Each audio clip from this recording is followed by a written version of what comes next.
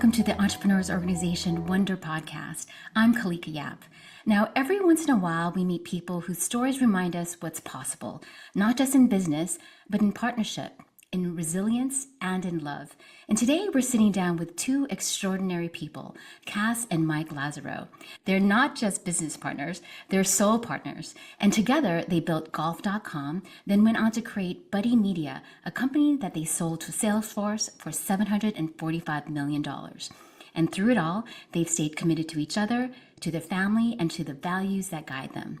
Their new book, Shoveling Shit, a love story, I love that title, by the way, tells the truth about what it really takes to build something meaningful.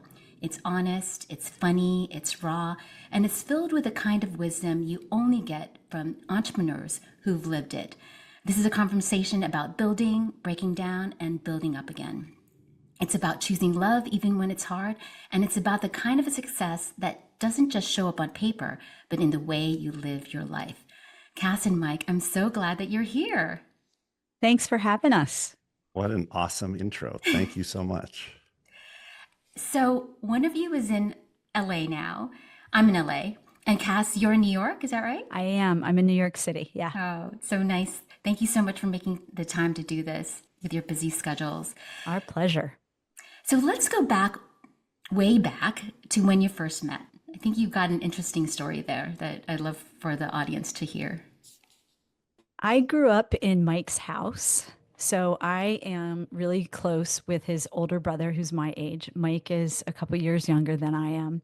And from about 15 and a half on, I would spend most weekends over at his house with all my girlfriends and my guy friends. That was the house to be. And I knew of Mike. He was this annoying little beanpole. He was so tall and skinny and annoying, and always knew of him. Was around for all the big events. And then when I was about 25 and a half and he was 22, we went to a mutual friend's wedding, Jill and Kevin Kane. And it was over Thanksgiving weekend. I almost didn't show up on that Friday. And we were paired together to do everything. And it was seamless and magic. And that was that. And we were off and running. And is it true you started a business together before you were even married? That takes a lot of courage. Yeah. I mean, a lot of people were naysayers about it, but I just knew that Mike was always my first call, my first ask. When I would come back from work, when we weren't doing companies together, he and I would kind of hash through business challenges and office politics and things like that. And I decided to start golf.com, and I knew I wanted him to work with me. So it was great. And I had that whole competitive advantage of being his roommate. Oh, that's so sweet. Mike, your take? My take was I met this woman who was 3 years older at a wedding. She was friends with my older brother, but when you're in high school and you're 3 years apart, that's a lot of time. So let's just say that we didn't have any conversations other than get out of the basement before this wedding. And she went to an Ivy League school. I got rejected from all Ivy League schools, and she was already working, and all I wanted to do was work. Even when I went to school, I started a company, and I just wanted to get out of school. And she was the most beautiful woman I'd ever met. And so I remember being at the wedding and just being really nervous to ask her to dance, and almost not asking her, but finally, despite my sweaty palms and just nervousness, I asked her, and then the rest is history. And that idea of do the uncomfortable thing. You never know what's going to happen and what's the worst thing that can happen. I think I've taken forward with me my whole life. That is so incredible. So golf.com, why golf.com? We started dating playing golf. So we were both avid recreational golfers, which basically means we were poor and went to public courses. And it was very, very hard to track your game. And my, youngest brother in age and my dad and I and Mike would all compete on stats across the country when we go play golf on the weekends. And I was convinced that my brother was cheating and changing all the formulas. And I said to Mike one day, like, I just want to be able to track my game online and get an official USGA handicap. Is that so hard? And Mike, literally, I could see it. A light bulb went off and said, you know what? Let's do that, but let's also syndicate the content to all the biggest sites out there. This was Web 1.0, so it was all about eyeballs back then. And we were going to take the content to where all the eyeballs already existed. And we were off and running September 1998. And I convinced Mike to jump after he had been acquired. His first company, UWire, had been acquired by Student Advantage and took that public. And we were business partners as well as girlfriend, boyfriend when we started it. That was early. 1998 is the early days of the internet. Yes. Yes. That was like the crazy boom, if you think about it. So, it was pretty awesome. And then it wasn't. I remember in 1996, I was selling web hosting door to door on Abbot Kinney Yeah. Boulevard. So, There you go. Yeah. Okay. so there were only 4 websites when I started doing, getting into the internet. It was, a company called Yahoo and a company called Google and maybe Right. Sony and Pepsi. Like they're the only ones that had websites That's right. in That's 1996. right. So you're a visionary. I don't think I was the real visionary. I think I had what crazy golfers wanted. And I think they, if you think about golfers nowadays, they want to watch scores, right? They want to buy new equipment and they want to get their handicap, better. So I think I was kind of thinking to myself, like, wow, eToys is going to be, going public for billions of dollars at that time. This could be us. And we thought we got that dream, but then in, March, April of 2000, that came crashing down. Yeah, but you sold to Time Warner, so not That's bad. right. Yeah. Mike, do you want to tell us how we kind of got out from all the shoveling and turned it Yeah, around? we probably learned more, with our first business than any other business. And the reason is we didn't know anything. It was a super hot market. And so if you think of the internet back in the 90s, it was basically like AI and Taylor Swift all in one. So the interest, the cultural interest in the internet was, global. It was brand new and it was run by a bunch of kids in their 20s, right? You think of like early Yahoo and Google coming out of Stanford, and we picked kind of vertical sites. And it was a time when before Google, Yahoo had people who actually indexed the web, right? So people made decisions of like you search for golf, which sites appear, and owning golf.com was a big part of that. What happened in April of 2000, really 2000. before in March, is funding just stopped. So all these companies that were losing money, like the one we'd sold to, just went bankrupt. And so we found ourselves without a bank account, let alone no money, and the opportunity to buy it back. But we were young, didn't have any money. So we did what entrepreneurs do, which you've done your whole career. You just start shoveling. You just start working one foot ahead of each other, and you start walking and trying to make things happen. So we bought it back and then built it. And then we're very fortunate to sell it to Time Warner for $25 million, which at the time was a lot of money. I mean, it's still a lot of money to me, but like in the internet business right now, 25 million is like a Series A, right? For some of these AI companies. And we're off and running. We moved to New York and we were part of this really vibrant early, technology scene in New York City. And it's been, just a great way to build not only companies, but a life. And then you had the courage to do it again when you co-founded Buddy Media. Tell us that wonderful story. Yeah, Why so don't I'll you take start, that. Mike? Yeah, Yeah. Cass was, Cass delivers all of our children C-sectionally, as your audience knows. And so we schedule a C-section for our third, Vivian, who will be going to college in the fall. We're empty nesters in the fall. So please invite us to fun stuff because we don't have any kids at home.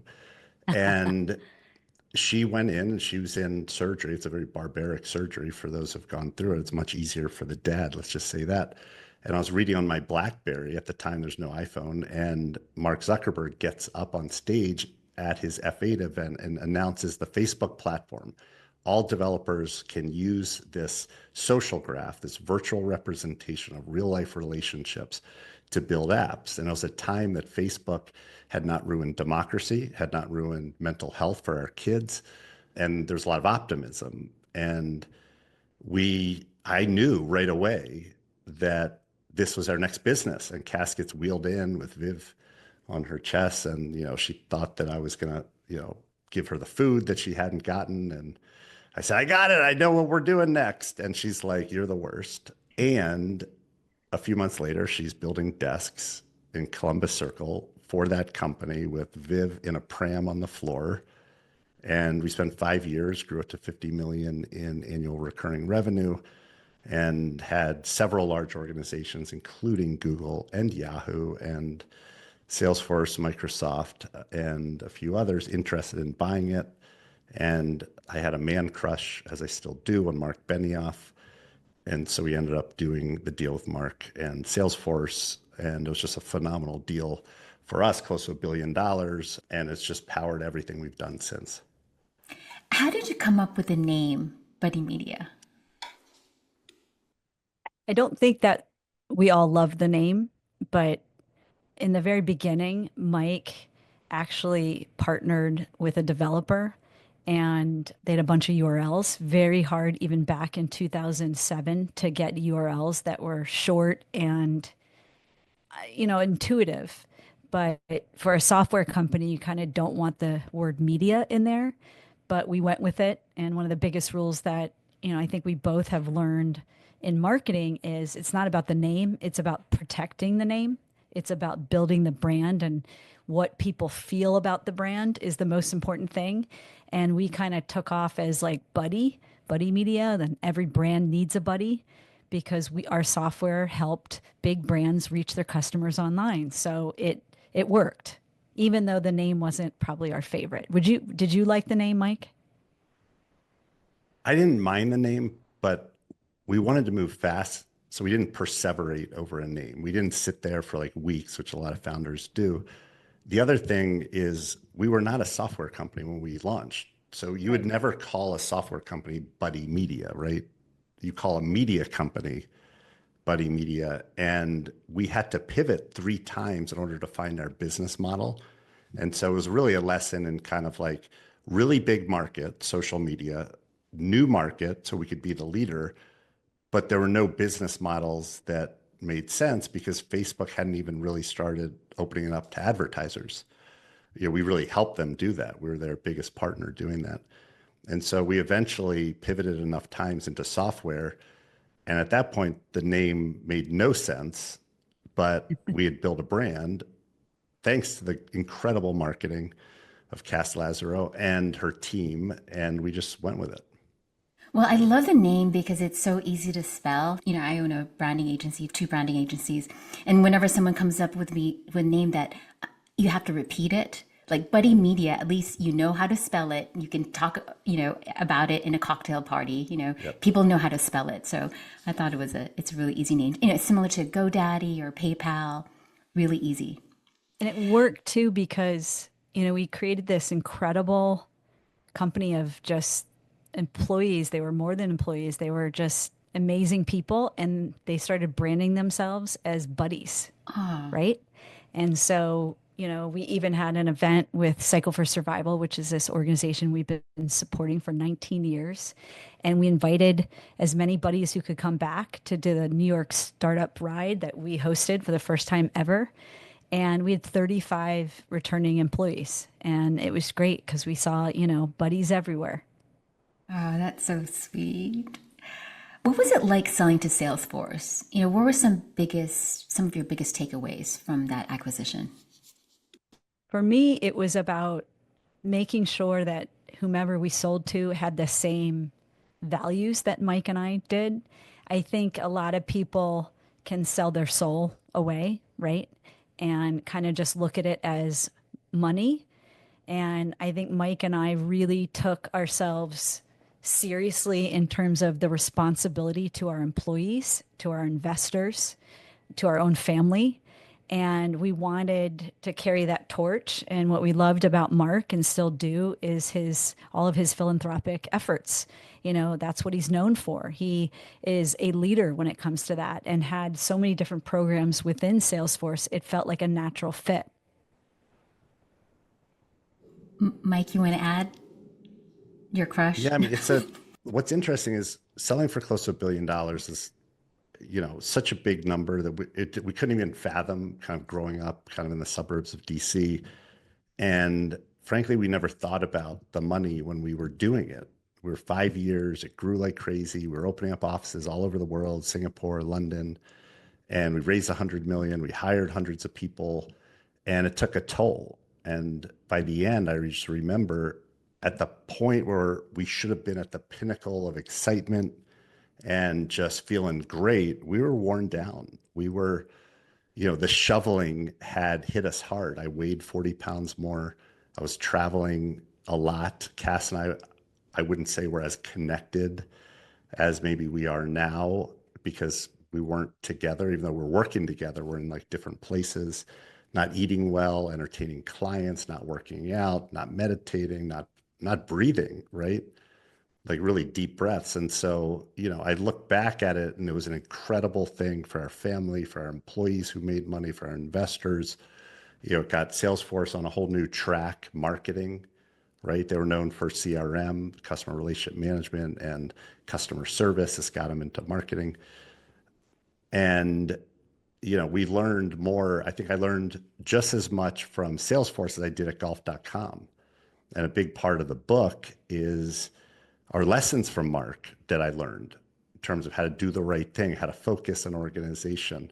And when we add that to what Kass had, like, I think, mastered, like how to put the cult in culture, how to moneyball people, how to build high performing teams, it set us up for what we're doing now, which is investing and, buying companies and starting companies. And, we just love entrepreneurs because, an entrepreneur who has really found their passion and purpose can do anything. And we've seen it over and over again, not just us, but through our investments. Yeah, so after you sold for almost $1 billion, you continue to have impact and you've supported probably 100 early stage startups. Is that right? Or That, more? Yeah, that's over right. 100. Yeah, Yeah. over 100. And one with your hat, Liquid Death. You right? Tell Yeah, us a no, little bit Liquid about Death. that.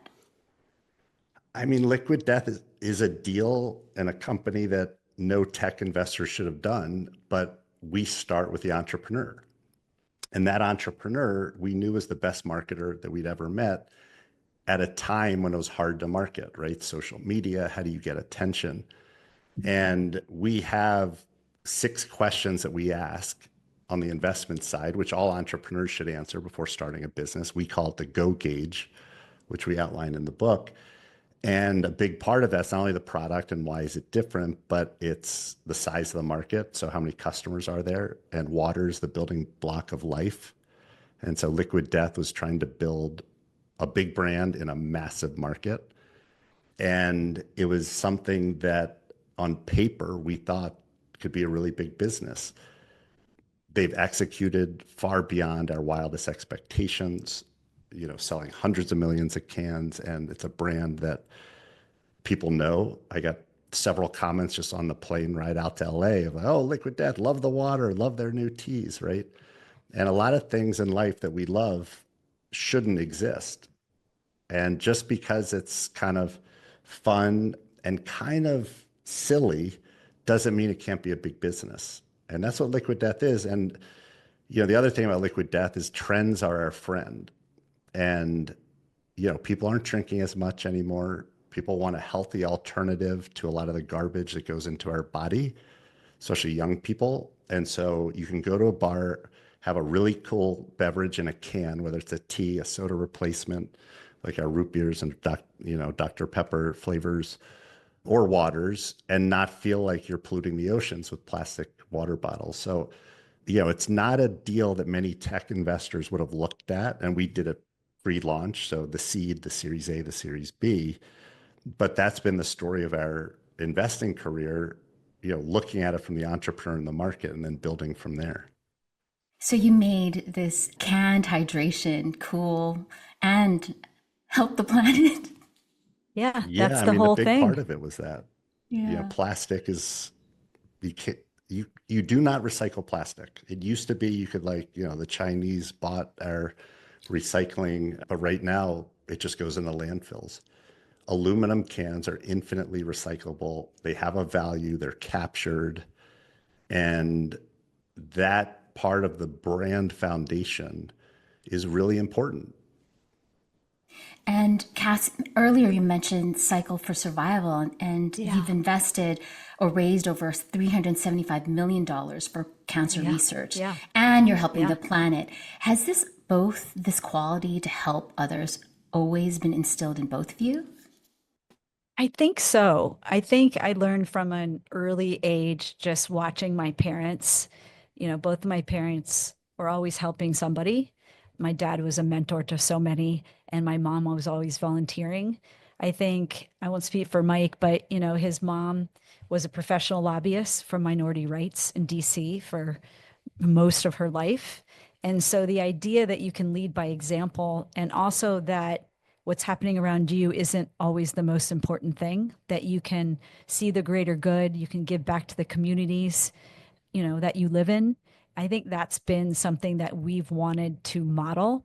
And, Cycle for Survival came because it was started from two of our really close friends, Jen and Dave Lynn. Jen unfortunately passed away, but she left this incredible legacy. And we became the first corporate team. And that sparked an incredible movement. Over 60% of all teams right now are corporate teams. And they surpassed 400 million raised this year. And I want to tell you, we had almost every single year hundreds of Buddy Media employees raising money and participating in the rides together. And it became, something where you do good, but you also can do well along the way, and you can do it together. And it was definitely a recipe for some glue for culture. So we loved it. Wow, yeah, and you're building community, giving back is so wonderful. So I'd love to talk about your book. Your book Thank you. title, Shoveling Shit. It's so bold, but it says so Yep. much. Why did you feel it was time to tell this version of your story, the unpolished, the deeply real one? To be honest, with our third child going to college in the fall, we had a lot more bandwidth. And I think between, working at Salesforce and then what we've been doing, which is basically being investors in VCs, we've turned down a lot of opportunities to get our thoughts and cheat codes out there to as many entrepreneurs.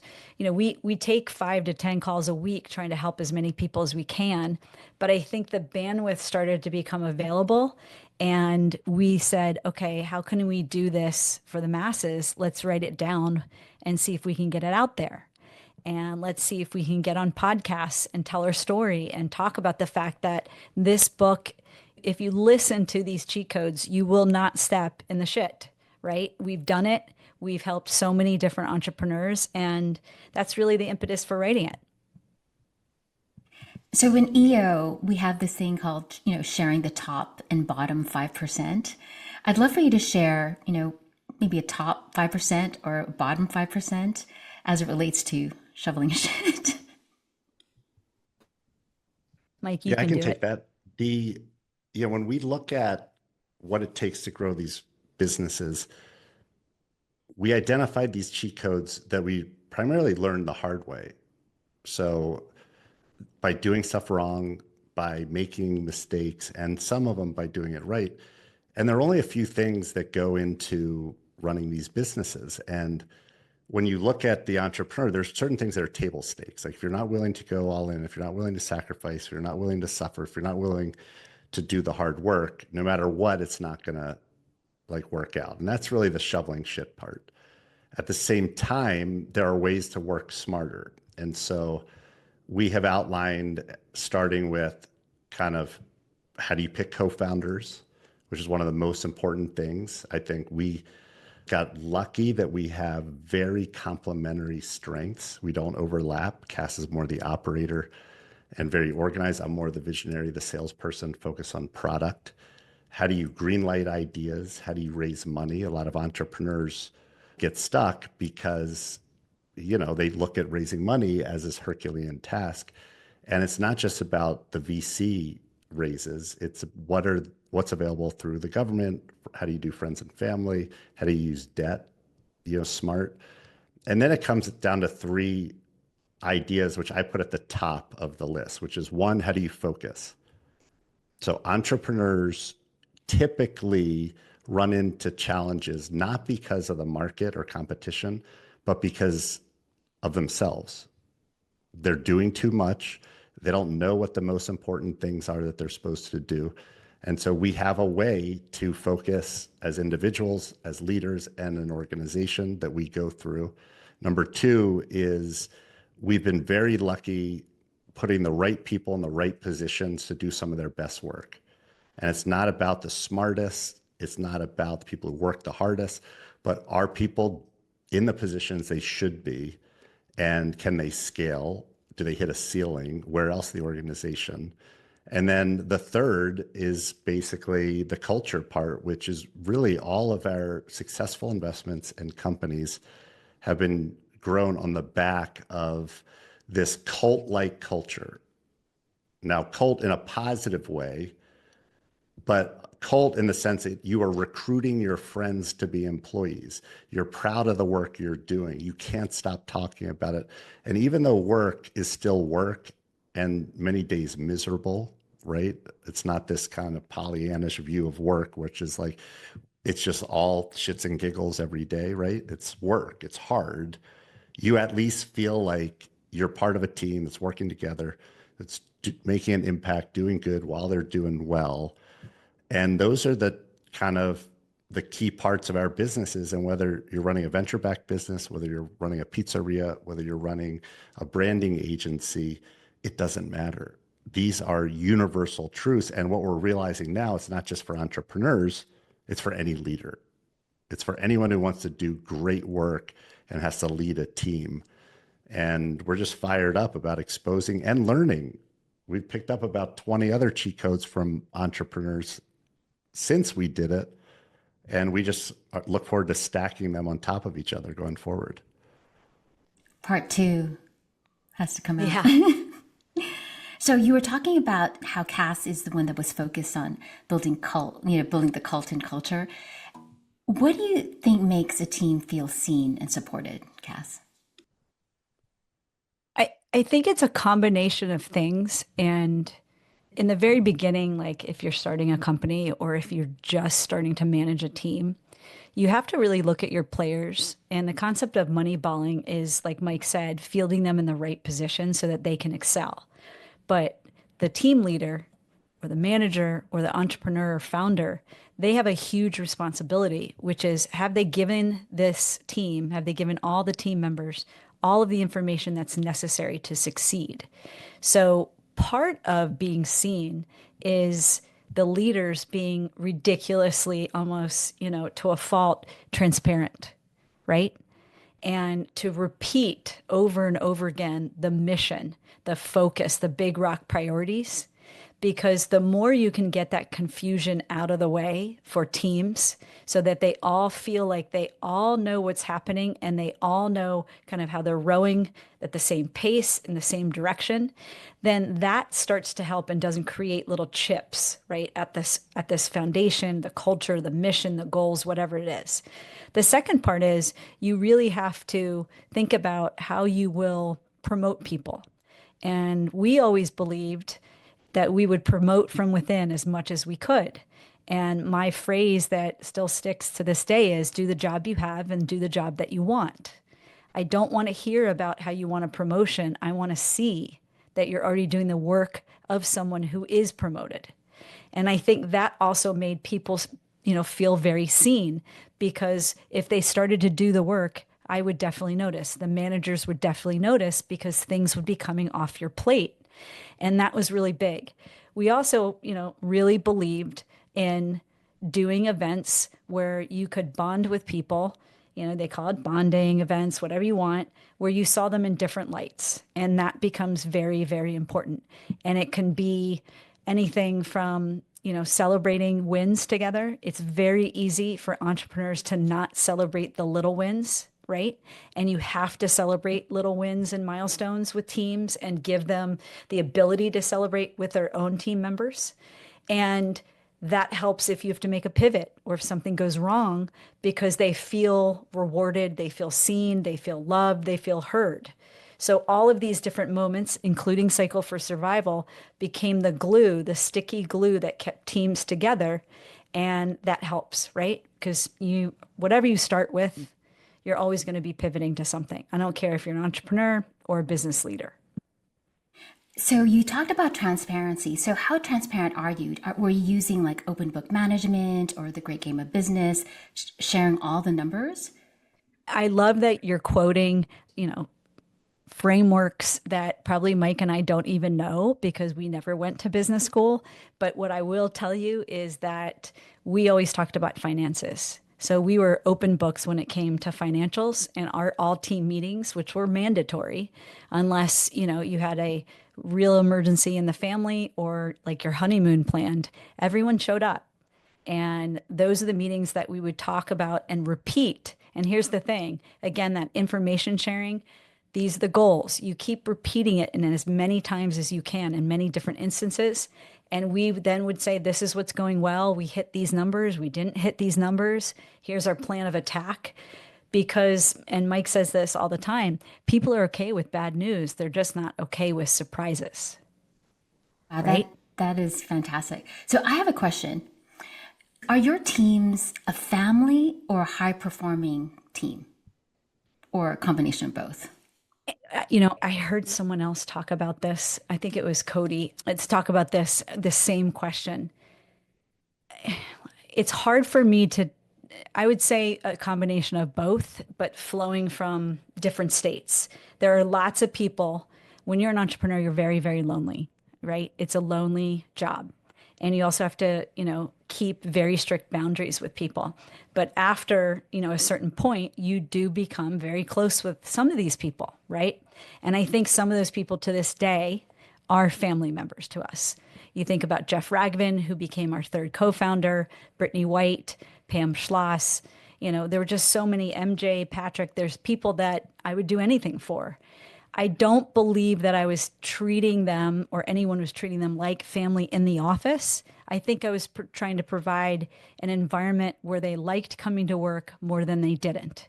And the tools to make that happen are always about truth, transparency, boundaries, fairness, and leading by example. So Cass, you focused on operations and culture, and Mike, you were the one leading with vision. So how do you keep your feet on the ground when you're always looking ahead?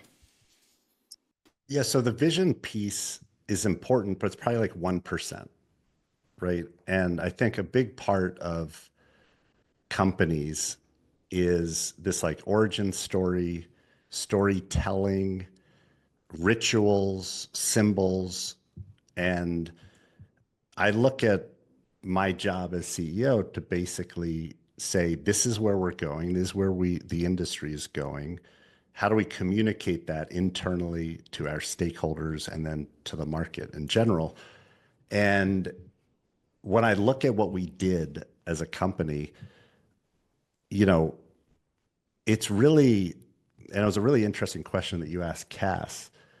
It's all tied together because in setting up these rituals and traditions and symbols, I think what Cass did was allow me and everyone to create kind of the family we wish we had.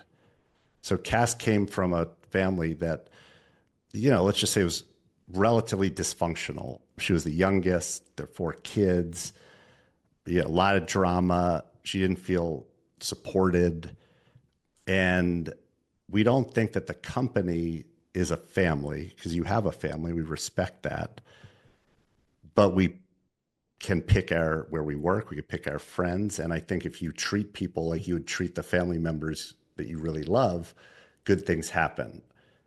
And part of that family is like, what do you believe in? What do you want to do? Who are we? Right. And that's what the vision is. At the end of the day, I think I was much more involved with the sales and generating revenue and controlling our destiny. Like the vision is 1%, the execution of that, taking it to customers, building product that resonates, that's where the magic happens. And what was interesting is I started a company, my first one in college. I was a solo founder. And although it did well and we ended up selling it and taking it public, I didn't have an operator, and that held me back. And you need both. You need vision, sales, and operations. And I think that's where the magic happened. Even when you have all of that, things don't go your way and you got to pivot. And so, it was not all up and to the right at Buddy Media. We had to make changes. And literally, Kass had to clear out whole departments at certain points and totally reorg the company. And because of that transparency, because people knew that we cared about them, and not cared about them just as people, but we would always ask, what do you want? What are your aspirations? What path are you on? And how do we make sure that we continue moving you forward toward that path and giving you the feedback? What did pivoting teach you? Ooh, I would I mean, say it teaches you everything everything. because Yeah. everything in a business is in a pivot. It involves customers, it involves product, it involves a team. And in many ways, we compare it to jumping out of an airplane and leaving like leading a skydive, because you're never going to get the fear out of the room, because it's very scary. Like, this is what we used to do. We told investors this is what we do. We hired all of you to do this. But now we're doing this other thing, which is unknown and uncertain and a lot of doubt. And it's not about kind of eliminating the fear and uncertainty. It's about jumping with the fear and uncertainty. And you have to orchestrate it very carefully. Messaging, product, how you Big get to time. your investors. I mean, we had, our other co-founder, Jeff Ragavant, who had, with our last pivot, millions of dollars in pipeline on the table that was about to close. And I just said, cut it off.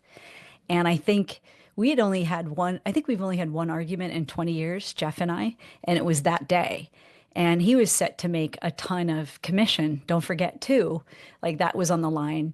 And, again, that's why it's so important to lead by example, to lead with transparency, and to repeat your mission, goals, and big rock priorities over and over again. Because when you have to orchestrate a pivot, and everyone's going to be fearful, they're going to be less fearful because you've done all the work leading up to it. So that's how you get people to stay with you when all of a sudden you start going the other way. And the pivot didn't lead to failure, it led to Right. success. Right. But we have a theory that, entrepreneurs, like a product launch that's dead on arrival, that's what most people think. Oh, wow, it didn't work well. Like a bad product launch, it's like dead. We look at it as one step closer to figuring out what a customer wants. And that's what Mike was great at. He would always listen to the customer. Jeff was great at that too. Like what are they saying and how do you get them on board to become your like big brand advocate? Fantastic. So, what's been the greatest gift and the biggest challenge of building a life and a business together? Mike, you go first. So, for me, it's, I mean, the biggest challenge both at home and at work has always been like, how do I be present? How do I slow down? How do I listen more than I talk? Right. And I think that's the key to any good relationship. And let's just say that I'm still not even close to perfect, but I was pretty awful when we started out. I'd ram things through. I'd try to like shine the turd, say, oh, it's not going bad. It's like I wouldn't listen to what, Kass was like really trying to say. And I think the communication piece is such a huge thing, because when you're not communicating, whether it's with a spouse, a partner, the boogeyman takes over and you start assuming things and you start assuming intentions that maybe aren't there. And I think people who work with us at first are surprised at how, let's just say, aggressive we are with each other. Like there's no passive aggression. And we're open about this. We're open about like, it's usually Kass saying, stop, like, shut the F up, right? Like we're not doing that. That makes no sense. And it's a much better, I think, style of like, get the elephant in the room, fight it out. Because when you have two human beings who have their own thoughts, you're going to have conflict. When you have 10 at a management team, when you have like us 5 in the family, you got to be able to fight respectfully and move on. And it's not easy.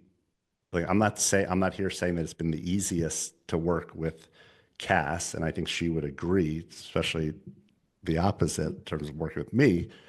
However, our ability to very quickly get on the same page is critical. And companies are one thing.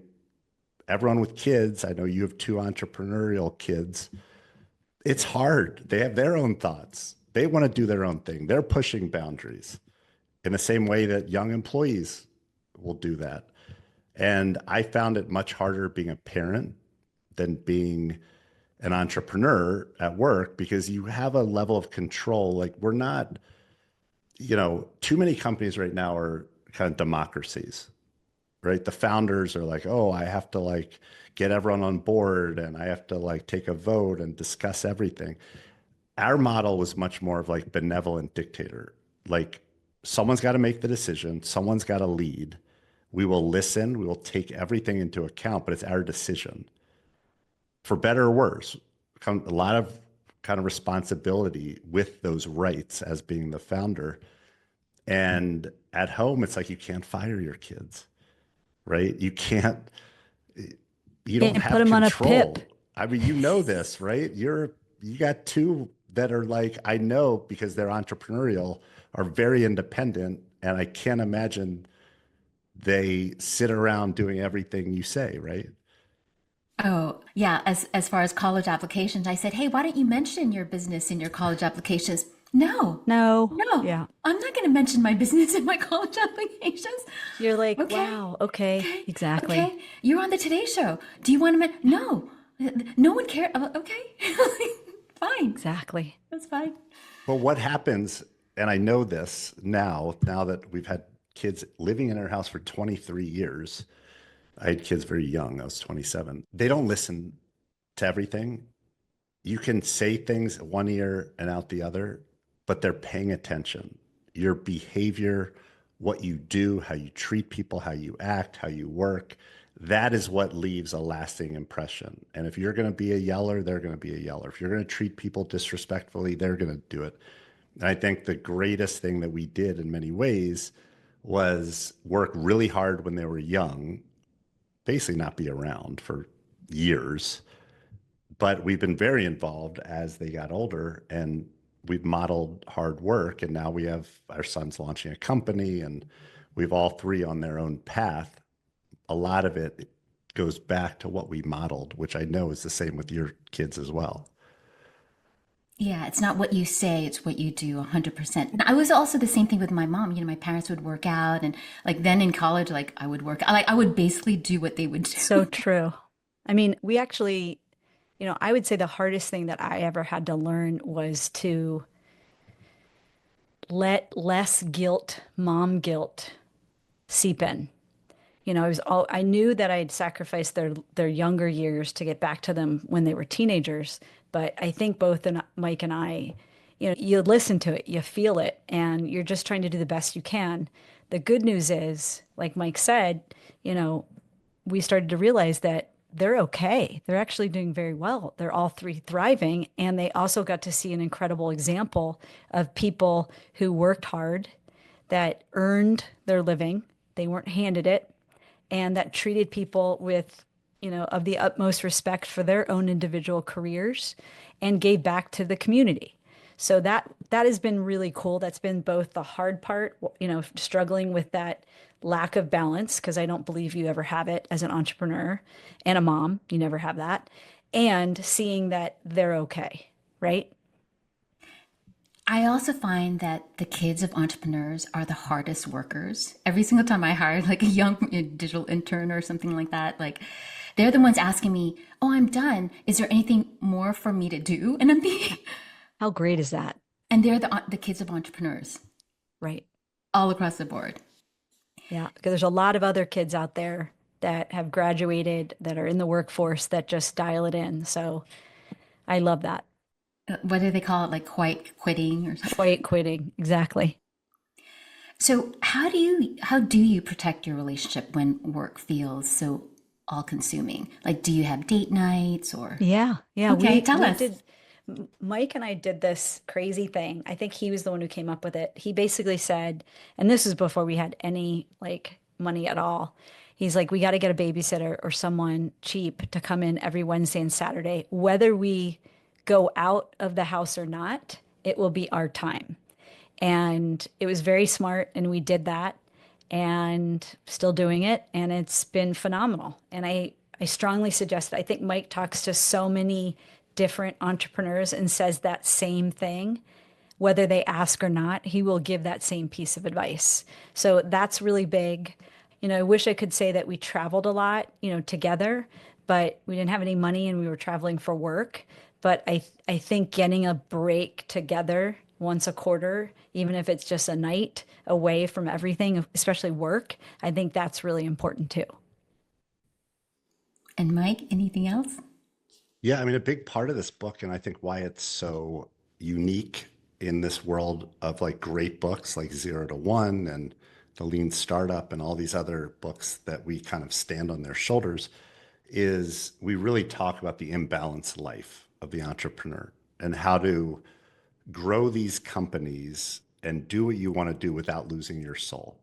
And it's all about you can do anything, but you can't do everything.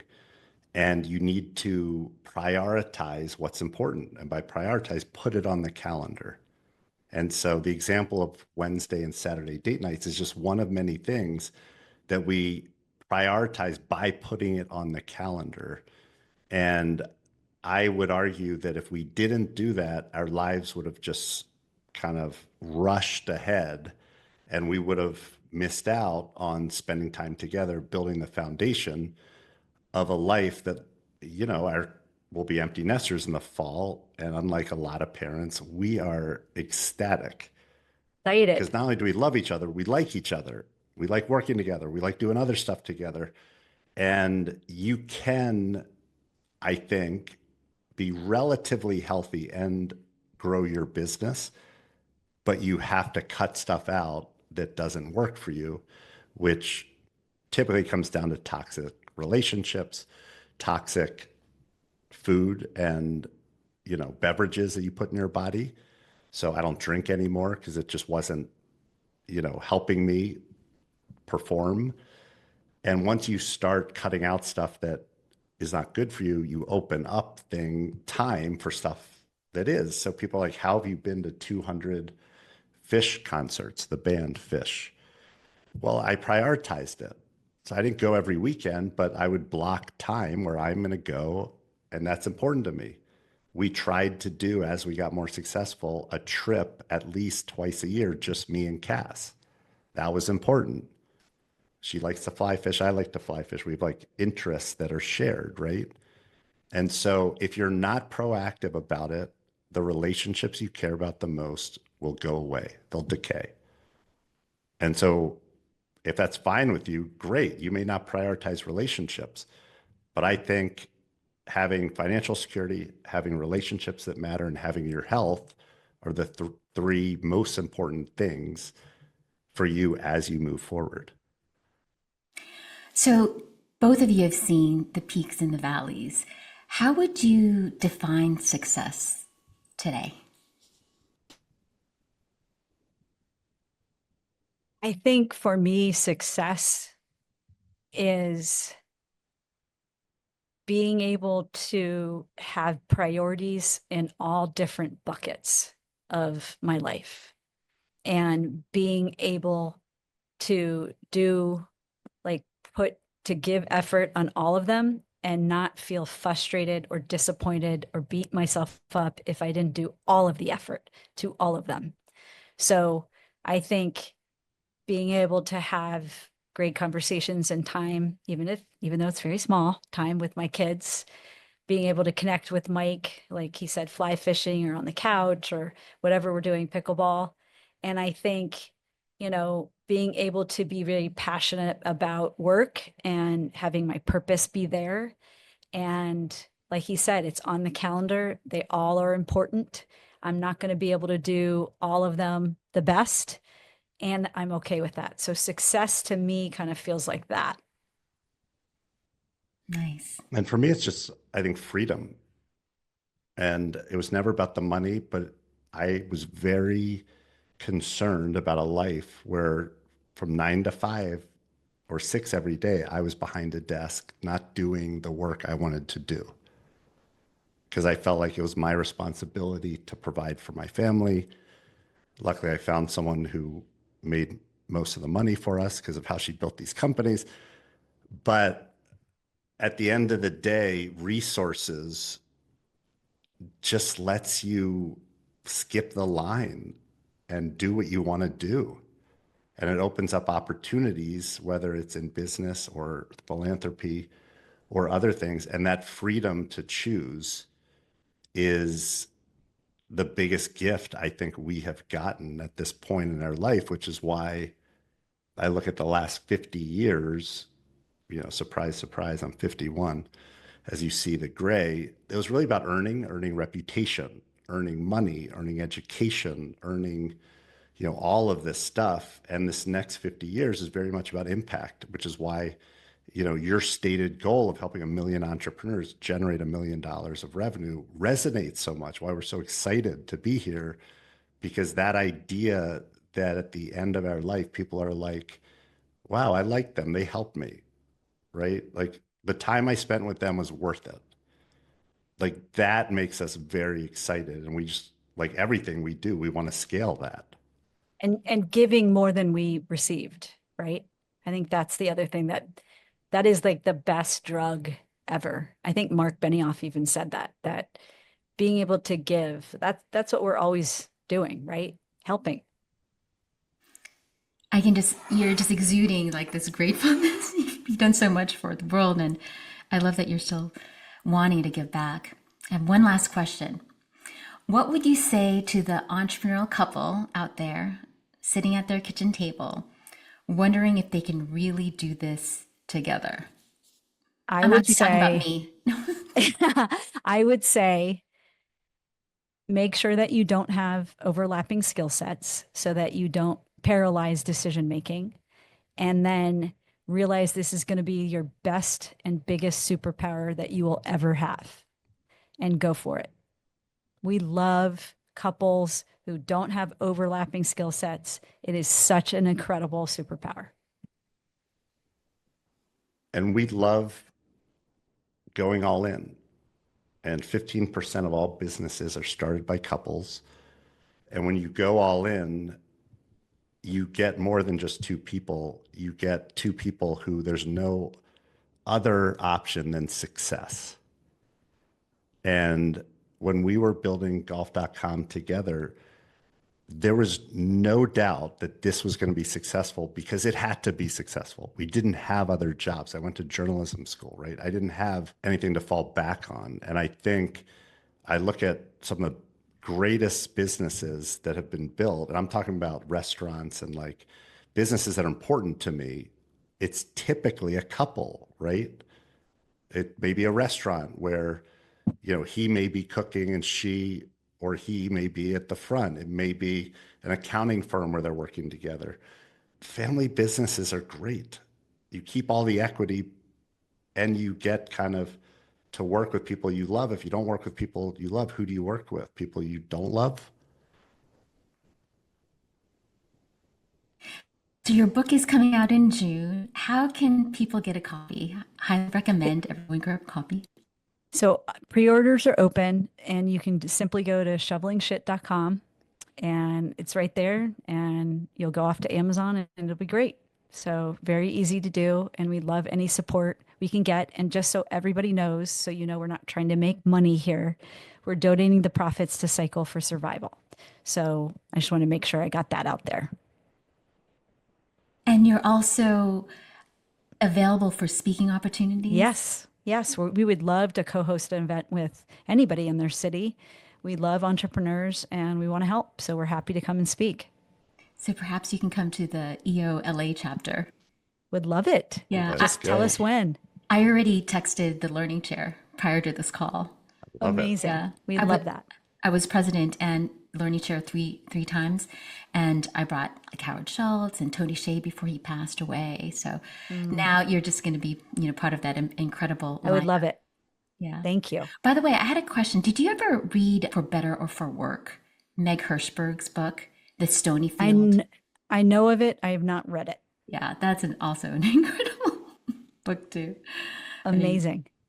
Well, thank you so much. Are there any parting words for our entrepreneurs?